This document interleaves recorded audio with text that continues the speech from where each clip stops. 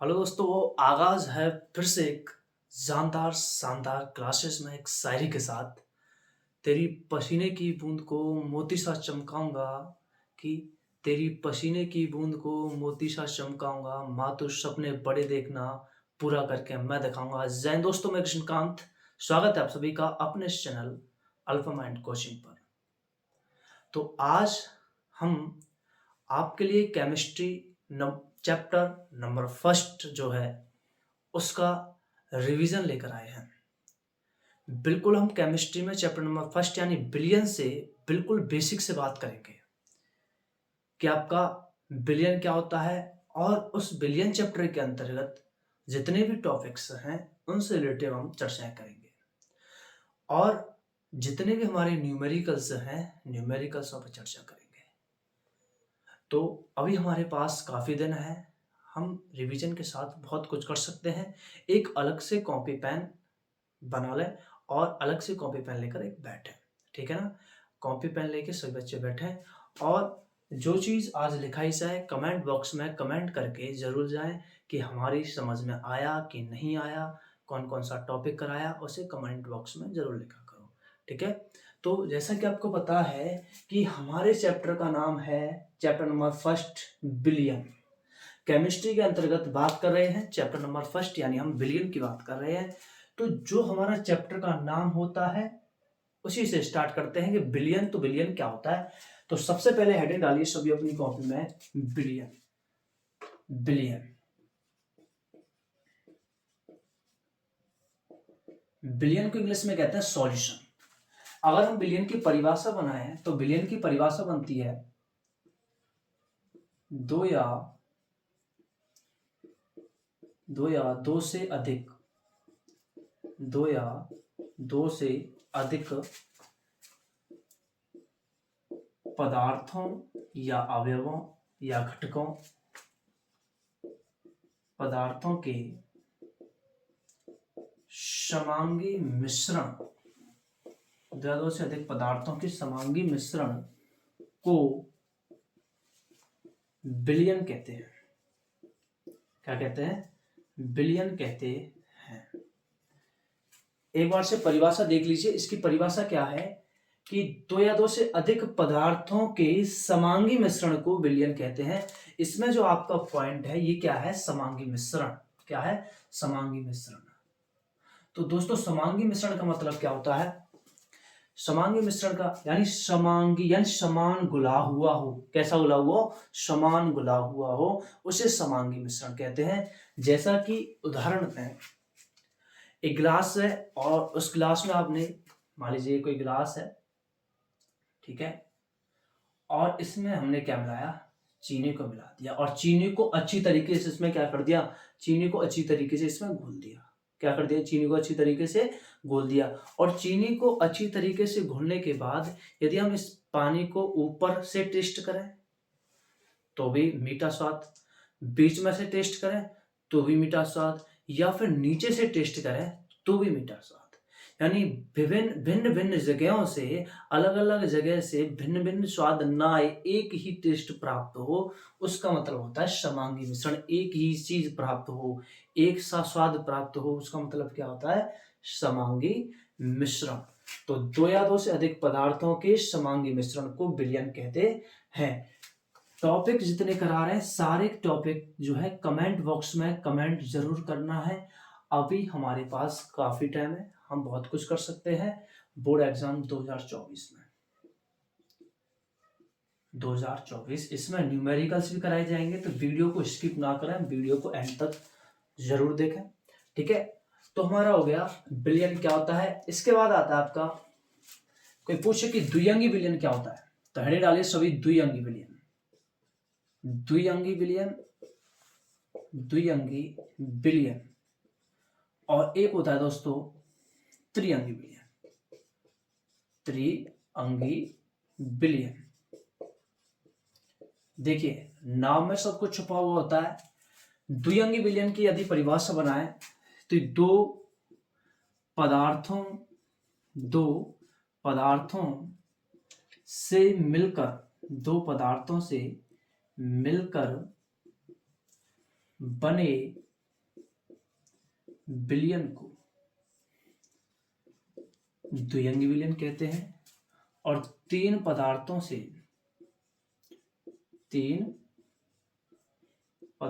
से मिलकर बने विलयन को त्रिअंगी विलयन कहते हैं। देखिए, जैसा कि इस नाम में है द्वि, क्या है? द्वि माने होता है दो। द्वि माने क्या होता है? दो अंग, यानी दो पदार्थों से जो मिलकर बना होगा उसे द्विअंगी विलयन कहेंगे। कैसे? दो पदार्थों से। जैसे कि हमारा उदाहरण ले लीजिए, पानी प्लस चीनी, पानी प्लस चीनी, ये कैसा विलयन है? द्विअंगी विलयन है, क्योंकि एक पदार्थ इसमें पानी है और एक क्या है? चीनी है। तो कैसा विलयन हो गया? द्विअंगी। इसी प्रकार से इसमें जो त्रि है, इस त्रि का मतलब होता है तीन। क्या मतलब होता है? तीन, यानी तीन पदार्थों से मिलकर बने विलयन को त्रिअंगी विलयन कहते हैं। जैसे हमने पानी ले लिया, प्लस नमक ले लिया, और प्लस में हमने ले ली चीनी, तो कितने पदार्थ हो गए? तीन पदार्थ हो गए। कितने पदार्थ हो गए? तीन। तो दो पदार्थों से मिलकर बने विलयन को द्विअंगी विलयन कहते हैं, और तीन पदार्थों से मिलकर बने विलयन को त्रिअंगी विलयन कहते हैं। ठीक है। अब इससे आगे बात करते हैं कि विलय क्या होता है और विलायक क्या होता है। ठीक है। तो विलयन में जो कम मात्रा में उपस्थित हो उसे विलय कहते हैं, और जो विलयन में अधिक मात्रा में उपस्थित हो उसे विलायक कहते हैं। क्योंकि आपका जो देखिए विलयन होता है दोस्तों, क्या? विलयन, आपका ये जो विलयन होता है ये दो लोगों से मिलकर बनता है, और वो दो कौन है? विलय प्लस विलायक। विलय प्लस विलायक। विलय प्लस विलायक से इन दोनों से मिलकर जो है आपका क्या बनता है? विलयन बनता है। क्या बनता है? विलयन। तो विलयन में जो कम मात्रा में उपस्थित हो, कम मात्रा में पाया जाए, उसे क्या कहते हैं? विलय कहते हैं। और जो अधिक यानी ज्यादा मात्रा में पाया जाए विलयन में, उसे क्या कहते हैं? विलायक कहते हैं। जैसे कोई उदाहरण ले लें कि 36 ग्राम, कोई वैसे ही समझाने के लिए ले रहे हैं, शर्करा को, ठीक है, 90 ग्राम जल में घोलकर विलयन तैयार किया गया। इस प्रकार से क्वेश्चन है ना। अब इसमें देखिए हम पहचाने कि विलय कौन है और विलायक कौन है। तो हमने बताया कि विलयन में जो कम मात्रा में उपस्थित हो उसे क्या कहते हैं? विलय कहेंगे, और जो अधिक मात्रा में उपस्थित हो, अधिक मात्रा यानी ज्यादा में पाया जाए, उसे विलायक कहेंगे। तो अब इसमें देखिए 36 ग्राम शर्करा है और 90 ग्राम जल है, तो इसमें दो लोग हैं, एक शर्करा और एक जल। जल है हमारा 90 और शर्करा कितनी है? 26। तो 90 छोटा होता है या 36?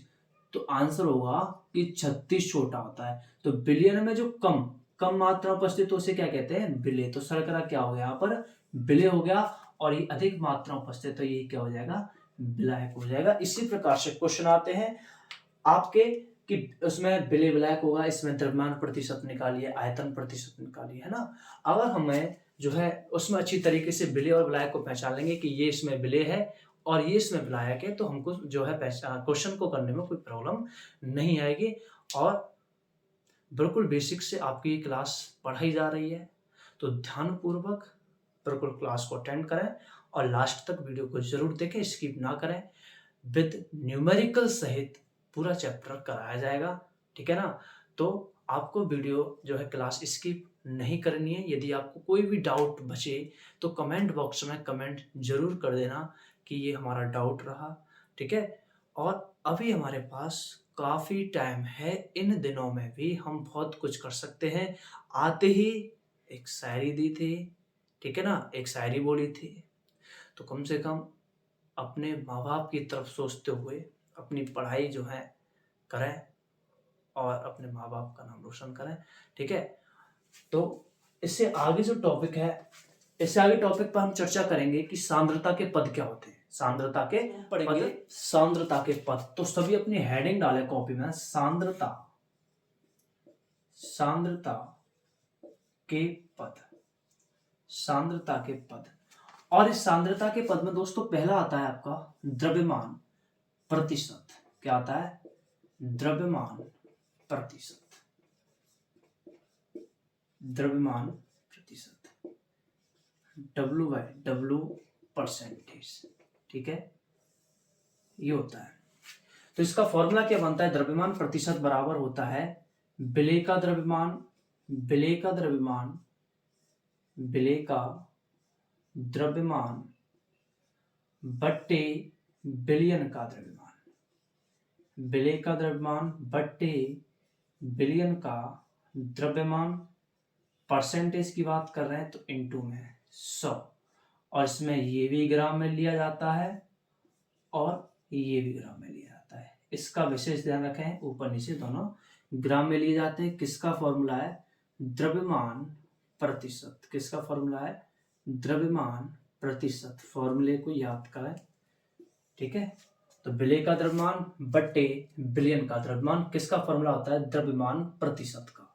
द्रव्यमान प्रतिशत का ये फॉर्मूला होता है। अब इस टॉपिक से रिलेटेड देखिए, हमारे ये जो है फॉर्मूला हमको याद होगा, ऑलरेडी पहले से हम पढ़ चुके हैं। ये हमारी रिवीजन क्लास चल रही है, वन शॉट क्लास चल रही है, तो हम इसमें हर एक टॉपिक की परिभाषा नहीं पढ़ेंगे और नहीं आपसे जो है परिभाषा पेपर में ज़्यादातर पूछेगा। जो मेन टॉपिक है उनकी मैंने वीडियो डाल दी है ऑलरेडी कि ये हमारे मेन महत्वपूर्ण टॉपिक हैं, इनकी आपकी थ्योरी पूछ सकता है। इसकी जो है द्रव्यमान प्रतिशत की हालांकि थ्योरी नहीं पूछता, यदि पूछे भी तो इसकी थ्योरी हो जाएगी सिंपल। आपने जो है पढ़ी होगी, या फिर किसी विलेय पदार्थ के भार भागों की वह संख्या जो विलयन के 100 ग्राम भार भागों में उपस्थित हो उसे विलयन का द्रव्यमान प्रतिशत कहते हैं। ये क्या हो जाएगी, ये द्रव्यमान प्रतिशत की परिभाषा हो जाएगी। ठीक है, अब हमारा फॉर्मूला बना विलेय का द्रव्यमान बट्टे विलयन का द्रव्यमान इनटू में 100, ये दोनों ग्राम में होंगे, इसका ध्यान रखें। अब इससे रिलेटिव हम जो है क्वेश्चंस करेंगे, टॉपिक से रिलेटिव क्वेश्चंस करेंगे, तो ये फॉर्मूला हमारे पेज में घुस जाएगा। कोई दिक्कत नहीं है, पढ़ा है तो अच्छा, नहीं पढ़ा है तो ज्यादा अच्छा, है ना। देखते हैं, तो टॉपिक से रिलेटिव कोई क्वेश्चन ले लेते हैं। टॉपिक से रिलेटिव टीआर के कोई क्वेश्चन ले लेते हैं पहला। ठीक है, एक दो क्वेश्चन, एक टॉपिक से रिलेटिव एक दो क्वेश्चन करेंगे तो हमारा जो है आसानी से जो है फॉर्मूला याद हो जाएगा और हमारे पेज में घुस जाएगा। तो हम इसका पहला कोई क्वेश्चन ले लें कि लिखा है 20 ग्राम शर्करा को 20 ग्राम शर्करा को 90 या फिर ले लो 80, कोई भी ले लो, 80 ग्राम जल में घोला गया, जल में घोला गया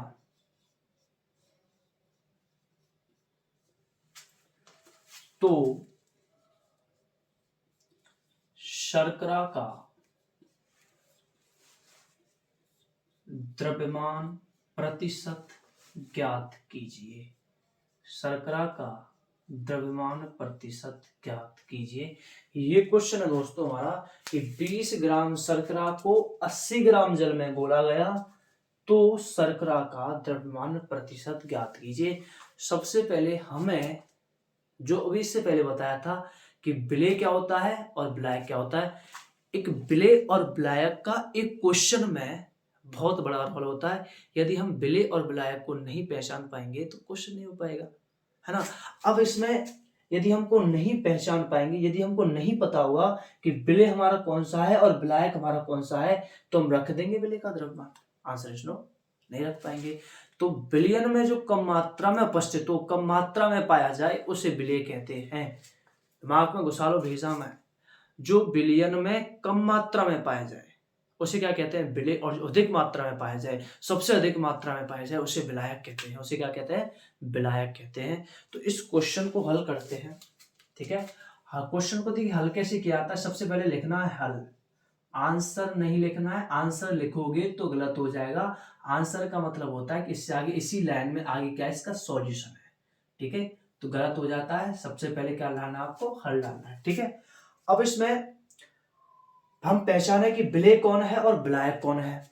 तो बताया था कि विलयन में जो कम मात्रा उपस्थित हो उसे विलेय, और जो अधिक मात्रा उपस्थित हो उसे विलायक कहेंगे। अब इसमें 20 ग्राम तो शर्करा है हमारा और 80 ग्राम क्या है, जल है। 80 ग्राम क्या है, जल। तो 20 छोटा होता है या 80 छोटा होता है, तो 20 छोटा होता है।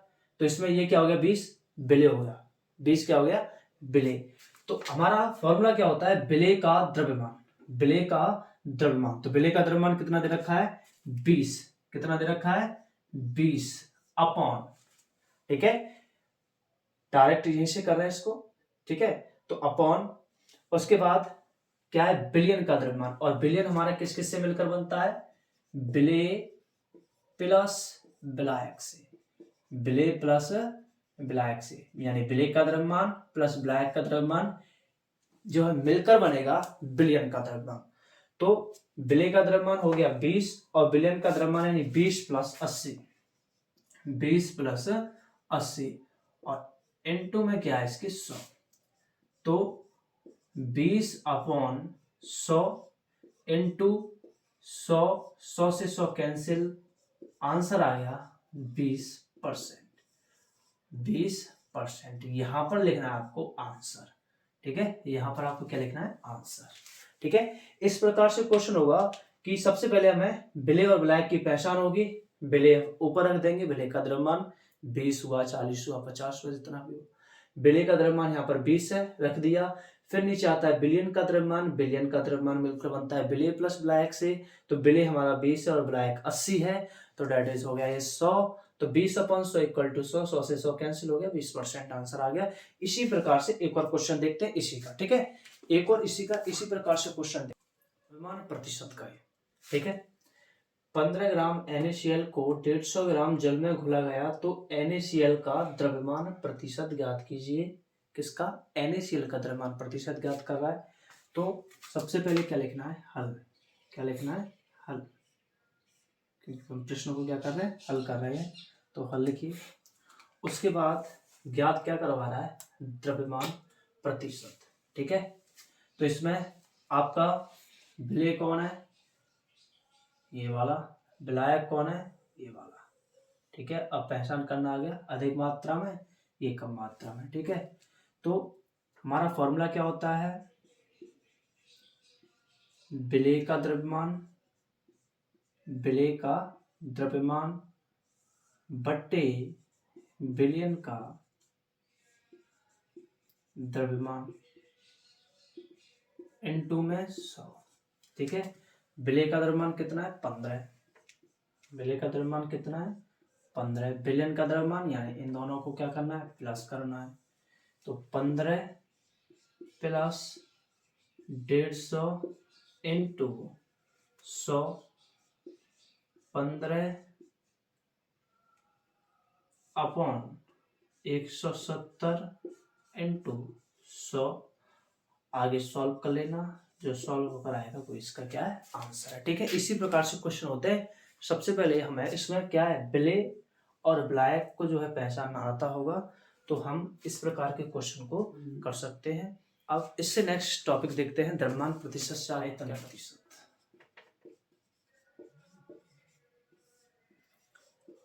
आयतन प्रतिशत यानी V/V परसेंटेज, ठीक है। इसका फॉर्मूला क्या होता है? आयतन प्रतिशत बराबर विलेय का आयतन बट्टे विलयन का आयतन इनटू में 100, इनटू में 100, ठीक है, इनटू में 100। इसमें ये भी ml में और ये भी ml में होता है। आयतन प्रतिशत विलेय का आयतन बट्टे विलयन का आयतन। नेक्स्ट आपको होता है इसमें टॉपिक, तीसरा फॉर्म डाल के लिखना है द्रव्यमान आयतन प्रतिशत।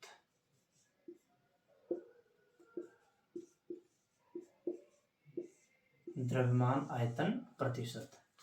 द्रव्यमान आयतन प्रतिशत का फॉर्मूला क्या होता है? द्रव्यमान आयतन प्रतिशत यानी W/V परसेंटेज, ठीक है। तो ये हो जाएगा विलेय का द्रव्यमान, विलेय का द्रव्यमान बट्टे बिलियन का आयतन इनटू में 100। इसमें दोस्तों ये ग्राम में होता है और ये ml में होगा, ये ml में होगा और वो किस में होगा, ग्राम होगा। ये किसका फॉर्मूला होता है, द्रव्यमान आयतन प्रतिशत का। ये किसका होता है, द्रव्यमान आयतन प्रतिशत का।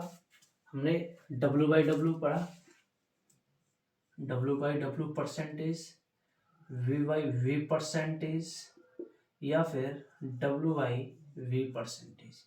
इसका क्या होता है, ये रहा, है ना, इसका ये रहा, इसका ये रहा। इसका बताया था विलेय का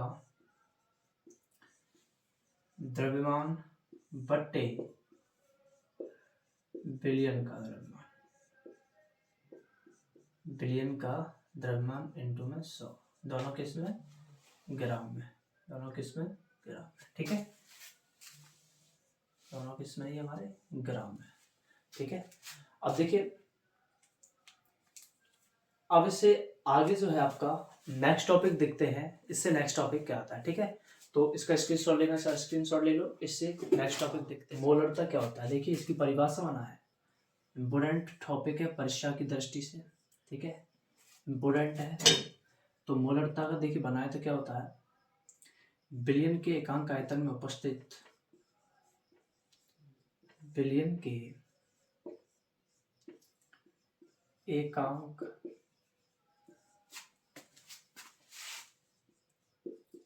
आयतन में उपस्थित विलेय के मोलों की संख्या को, विलेय के मोलों की संख्या को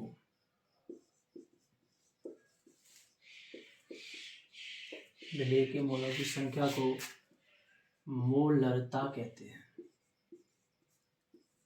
मोलरता कहते हैं।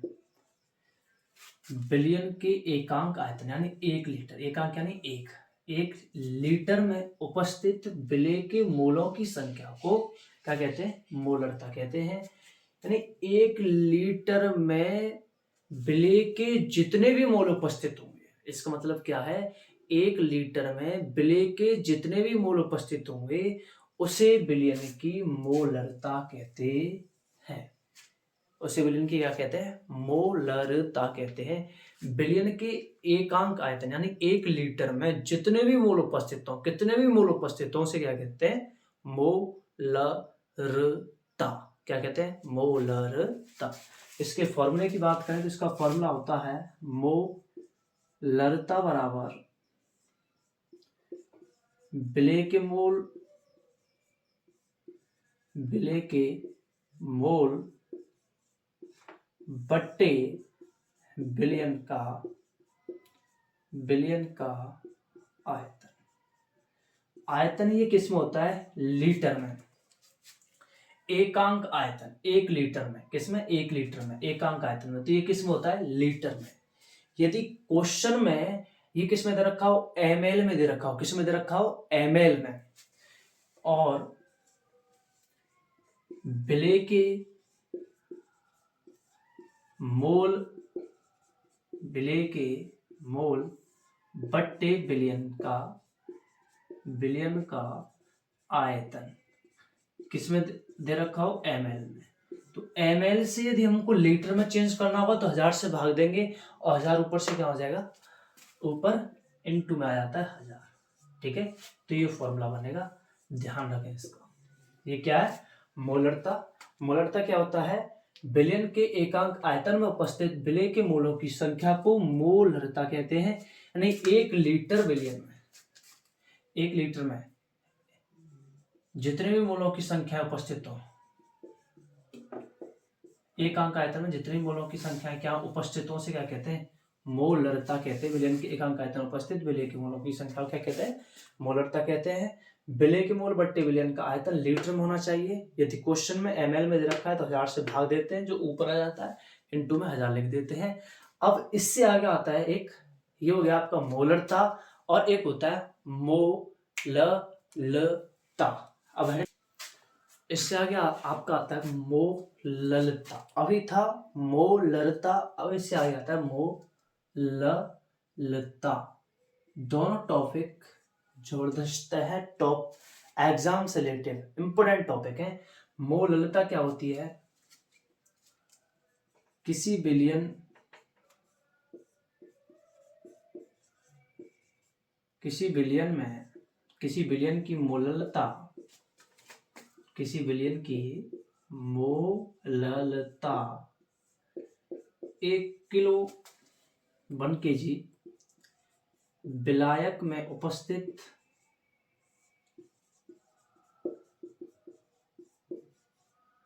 उपस्थित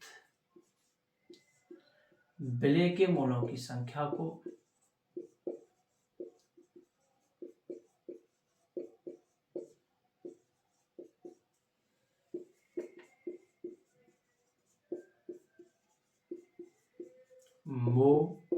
मोललता कहते हैं।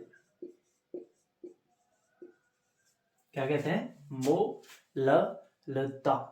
इसका फॉर्मूला क्या बनता है? देखिए उसमें क्या था, मोललता में क्या था, 1 किलो जो है 1 एकांक आयतन में उपस्थित, यानी 1 लीटर में उपस्थित जितने मोल उपस्थित हों उसे मोललता कहते हैं। 1 kg में जितने मोल की संख्या उपस्थित हो उसे मोललता कहते हैं। ठीक है, वहां पर 1 लीटर था, यहाँ पर क्या है 1 kg है। ठीक है, तो इसका फॉर्मूले की बात करें तो इसका फॉर्मूला होता है मोललता बराबर विलेय के मोल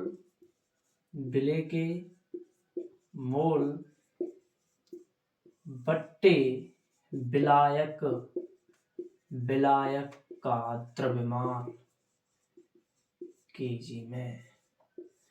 ध्यान रखना, यहाँ पर अक्सर कंफ्यूजन हो जाता है, बिलियन का द्रव्यमान लिख देते हैं जो कि क्वेश्चन गलत हो जाता है। यहाँ पर आपका नीचे आता है विलायक का द्रव्यमान, वो भी आता है केजी में। यदि क्वेश्चन में केजी में ना देखकर किस में दे दिया, ग्राम में दे दिया, किस में दे दिया, ग्राम में दे दिया हो, तो उसे वही 1000 से भाग करेंगे, 1000 ऊपर पहुंच जाता है। और करके लिख लो विलेय के मोल बट्टे विलायक का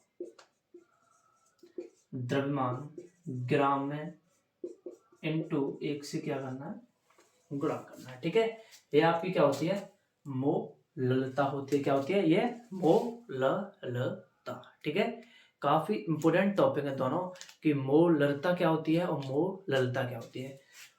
तो किसी विलयन की मोललता 1 किलो विलायक में उपस्थित विलेय के मोलों के रूप में परिभाषित की जाती है, या उसे मोललता कहते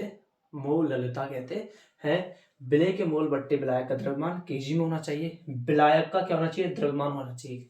विलायक का क्या होना चाहिए, विलायक का द्रव्यमान होना चाहिए, और वो किस में होना चाहिए, केजी में होना चाहिए। किस में होना चाहिए, केजी में। ठीक है, यदि केजी में ना होकर से ग्राम में चेंज कर दिया जाए तो ग्राम में क्या हो जाता है, 1000 से भाग देगा जो ऊपर पहुंच जाता है, और 1000 मल्टीप्लाई में लग जाता है। ठीक है, क्या हो जाता है, गुणा में लग जाता है, और इसे क्या कहते हैं, मोललता कहते हैं। ठीक है, अब देखिए इसी प्रकार से इसमें आगे टॉपिक है ना, हमें सारे टॉपिकों पर चर्चा करनी है।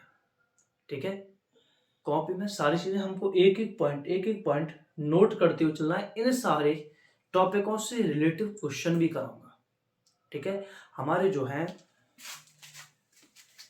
अब केवल 3 चैप्टरों में ही जो है आपके क्वेश्चन न्यूमेरिकल्स रह गए 3 चैप्टरों में। केमिस्ट्री में पहले थे 5 चैप्टरों में, पहले के कौन से चैप्टर में थे, पहले 4 चैप्टरों में थे। पहले कितने चैप्टरों में थे, 4 चैप्टरों में, लेकिन अब चैप्टर जो है हटा दिए गए हैं, तो अब केवल 3 चैप्टरों में आपके न्यूमेरिकल्स रह गए। कितने चैप्टरों में रह गए, 3 चैप्टरों में न्यूमेरिकल्स रह गए। ठीक है ना, और हमें फिर उसके बाद थ्योरी वगैरह पढ़नी है, उसके बाद ऑर्गेनिक केमिस्ट्री में प्रवेश कर जाते हैं, और कुछ नहीं होता है ना। तो हमारे पास 3 चैप्टर है केवल, जिनमें हमें न्यूमेरिकल्स का अध्ययन करना है। ठीक है, आज जो है डेट है, आज तारीख है कितनी, आज तारीख 28 जनवरी है, और 28 जनवरी से अभी 22 फरवरी के जो है आपके काफी दिन है। ठीक है, काफी दिन है, बहुत कुछ कर सकते हैं हम इतने दिन में दोस्तों, बहुत कुछ कर सकते हैं। बस आग होनी चाहिए किसी चीज़ को करने की। आप बहुत कुछ कर सकते हो, ठीक है ना। हमारे अंदर बहुत कुछ है, हम बहुत कुछ कर सकते हैं, ठीक है ना। हम बहुत कुछ कर सकते हैं, इतने ही दिनों में बहुत कुछ करके दिखा सकते हैं, ठीक है। बस हमें स्मार्ट वर्क करने की आवश्यकता है, हार्ड वर्क करने की आवश्यकता नहीं है। ये तो आपका रिवीजन चल रहा है, मत आपने जो चीज़ें हैं पहले से पढ़ ली हैं, उसका क्या चल रहा है, रिवीजन चल रहा है, ठीक है। तो अब इससे नेक्स्ट टॉपिक आपका देखते हैं। इससे नेक्स्ट टॉपिक मोलर्स, ये भी परीक्षा की दृष्टि से आपका काफ़ी इम्पोर्टेंट टॉपिक है, इम्पोर्टेंट, ठीक है। मोलर्स को हम कई नाम से जानते हैं, ठीक है। मोलर्स, मोल प्रभाज, इंग्लिश में मोल फ्रैक्शन कहते हैं, या फिर पूछ सकता है, आ सकता है मोल भिन्न, ठीक है। तीनों का मतलब एक ही है। मोलर्स क्या होता है, मोल प्रभाज क्या होता है, मोल भिन्न क्या होता है। इसकी परिभाषा बनाए तो इसकी परिभाषा लिख सकते हैं, किसी घटक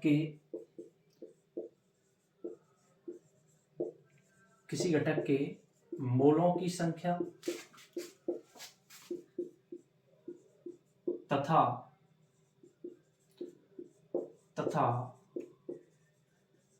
कुल मोलों की संख्या के अनुपात को उस घटक का मोल अंश कहते हैं। उस घटक का मोल अंश कहते हैं। किसी घटक के मोलों की संख्या तथा कुल मोलों की संख्या का अनुपात उस घटक का मोल अंश कहलाता है या कहते हैं, ठीक है, कहलाता है। देखिए फॉर्मूला बनाते हैं। मान लीजिए वो कोई घटक हमने ले लिया ए, क्या ले लिया, ए। हम इसको मोल अंश, मोल भिन्न या मोल प्रभाज को एक्स से डिनोट करते हैं। किस दर्शाते हैं, एक्स से। तो किसी घटक के मोलों की संख्या, मान लीजिए वो घटक ले लिया ए, क्या ले लिया, ए। मोल अंश बराबर, तो यानी वो घटक हमारा ए है तो एक्स ए, यानी मोल अंश बराबर, ठीक है, ये क्या हो गया, मोल अंश। किसी घटक के, ए घटक ले लिया, किसी घटक की संख्या, ये क्या है, किसी घटक के मोलों की संख्या, किसी घटक के मोलों की संख्या यानी एन ए। एन क्या है, मोलों की संख्या, ठीक है। ए क्या है, जिस घटक के बारे में हम बात कर रहे हैं। किसी घटक के मोलों की संख्या तथा कुल मोलों की संख्या। मान लीजिए एक कंटेनर है, इसमें दो लोग हैं, ए और बी। ए और बी, तो कितने घटक हो गए, दो घटक। तो कुल कितने हो गए, दो, n A plus n B, n A plus n B. तो किसी घटक के मोलों की संख्या तथा कुल मोलों की संख्या का अनुपात उस घटक का क्या कहलाता है, मोल अंश कहलाता है। अगर इसी जगह हम दूसरा ले लें, एक्स बी का निकालें तो क्या हो जाएगा, n B upon n A plus n B, ठीक है। और एक और बात, यदि इन जो घटक है इनके मोल अंश को यदि हम आपस में जोड़ते हैं तो हमारा क्या आता है, एक आता है। तो एक्स ए प्लस एक्स बी करें तो क्या आएगा, एक आएगा। एक्स ए प्लस एक्स बी, एक्स ए plus x b plus x c, कितने भी हो उसका आंसर कितना आएगा, एक ही आएगा।